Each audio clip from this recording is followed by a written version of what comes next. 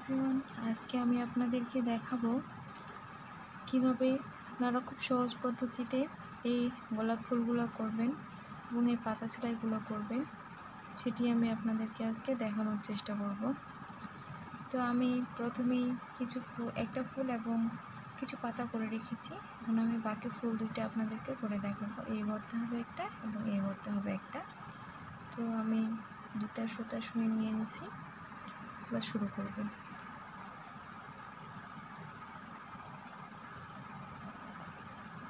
এইভাবে সুইটিকে ঢুকিয়ে এভাবে উঠিয়ে নেব। তারপরে আমরা এই সুইটিতে এই সুতাটা এভাবে প্যাঁচ দিয়ে নেব।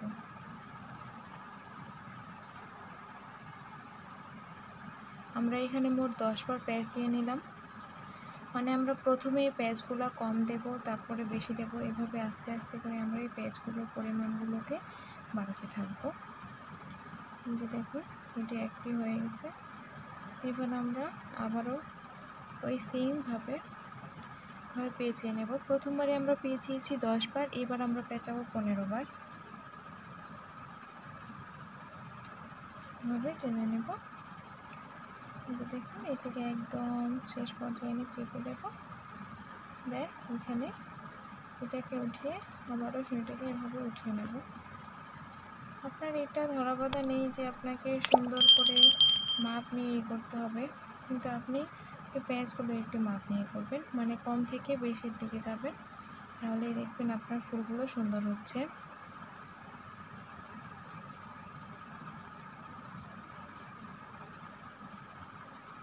আমি এবার 20টি পেঁয়াজ দিয়ে নিয়েছি। প্রথমে দিয়েছিলাম 5টি, তারপরে দিয়েছি 15টি, এবার দিলাম আমি 20টি। এই দেখুন আমার 3 নম্বর পকেটটিও কমপ্লিট হয়ে গেল। এটা এখানে আমি অ্যাডজাস্ট করে দেব, তাহলে ওইভাবে উঠিয়ে নেব। আবারও আমি এখানে করে নিচ্ছি।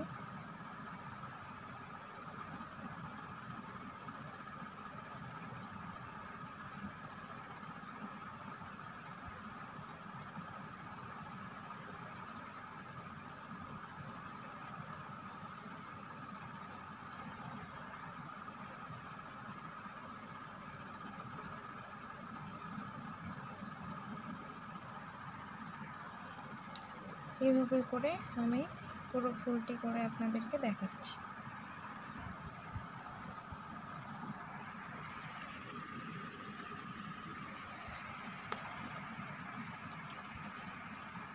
এই দেখুন আমাদের ফুলগুলো কিন্তু কমপ্লিট হয়ে গেছে।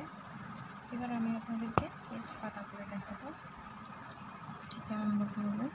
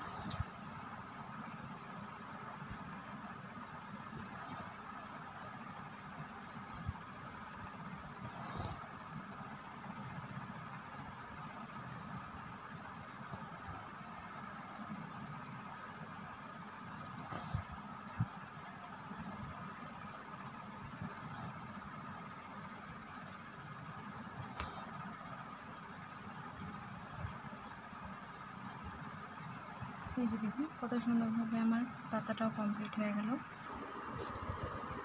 এই যে দেখুন আমার ফুলগুলো ঠিক কতটা পরিমাণে সুন্দর লাগতেছে।